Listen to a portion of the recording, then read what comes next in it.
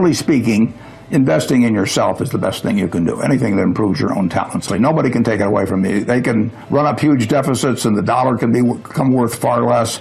You can have all kinds of things happen. But if you've got talent yourself and you've maximized your talent, you've got a terrific asset. And so that doesn't mean everybody should go to college, but it does mean that any way you find to improve, communication skills are enormously important. I mean, I took a Dale Carnegie course that I paid $100 for, and it was worth a college degree. Well, cash is always a bad investment. I mean, when people said cash is king a year ago, I mean, that's crazy. I mean, cash wasn't producing anything, and it was sure to go down in value over time. And then you always want to be sure you have enough. I mean, it's like oxygen. You want to be sure it's around, you know, but you don't need to have excessive amounts of it around. And cash, we will always have enough cash around.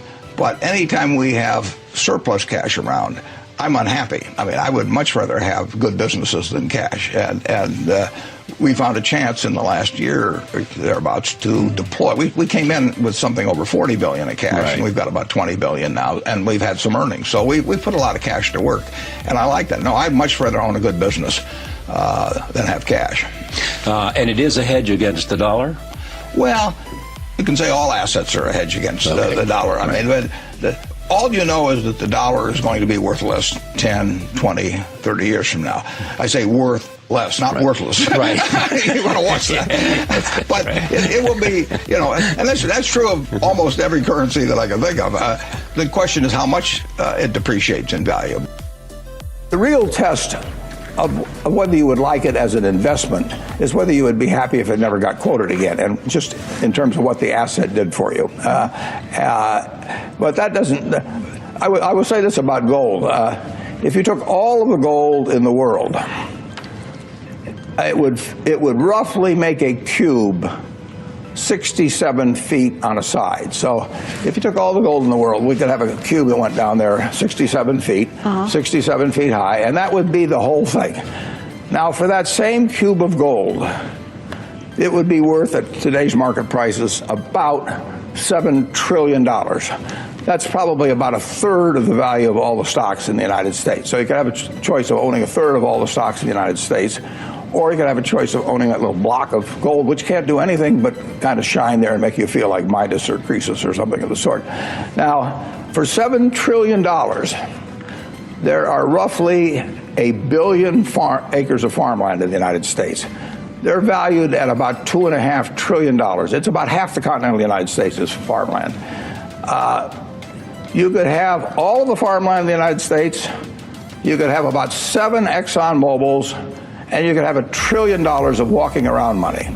And if you offered me the choice of looking at some 67-foot cube of gold and looking at it all day, you know, maybe touching it, fondling it occasionally, you know, and then saying, you know, do something for me, and it says, I don't do anything, I just stand here and look pretty. And the alternative to that was to have all the farmland in the country, everything, cotton, corn, soybeans, 7 Exxon Mobils, just think of that.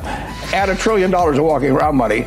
You know, maybe call me crazy, but I'll take the farmland and the Exxon Mobils.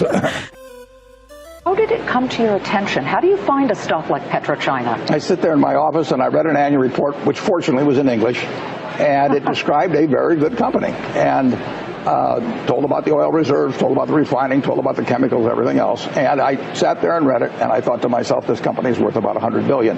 Now, I didn't look at the price first. I look at the business first and try and figure out what it's worth, because if I look at the price first, I'll get influenced by that. So I look at the company first. I try to value it, and then I look at the price, and if the price is way less than what I've just valued it at, I'm going to buy it.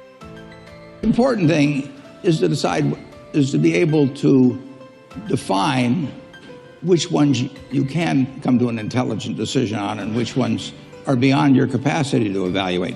You don't have to be right about thousands and thousands and thousands of companies. You only have to be right about a couple. I met Bill Gates on July 5th, 1991. We were out in Seattle, and Bill said, you've got to have a computer. And I said, why? And he said, well, you can do your income tax on it. I said, I don't have any income. Berkshire doesn't pay a dividend. He said, well, you can keep track of your portfolio. And I said, I only have one stock. I said, and he says, it's going to change everything. And I said, well, will it change whether people chew gum? And he said, well, probably not. And I said, well, will it change what kind of gum they chew? And not. And I said, well, then I'll stick to chewing gum and you stick to computers, you know. I don't have to understand all kinds of it. There's all kinds of business I don't understand. But there's thousands of opportunities there. I don't worry too much about the things I don't understand. If you understand some of these businesses that are coming along and can spot things on, if you can spot on Amazon, for example, I mean, it's a tremendous accomplishment what Jeff Bezos has done. And I tip my hat to him. He's a wonderful businessman. He's a good guy, too. But could I have anticipated that he would be the success and 10 others wouldn't be? I'm not good enough to do that. But fortunately, I don't have to. You know, I don't have to form an opinion on Amazon. And I did form an opinion on the Bank of America, and I formed an opinion on Coca-Cola. I mean, Coca-Cola's been around since 1886. There's 1.8 billion 8-ounce servings of Coca-Cola products sold every day. Now, if you take 1 penny and get 1 penny extra, that's $18 million a day.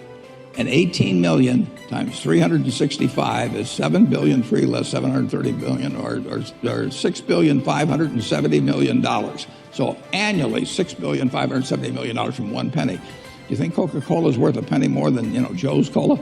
I think so.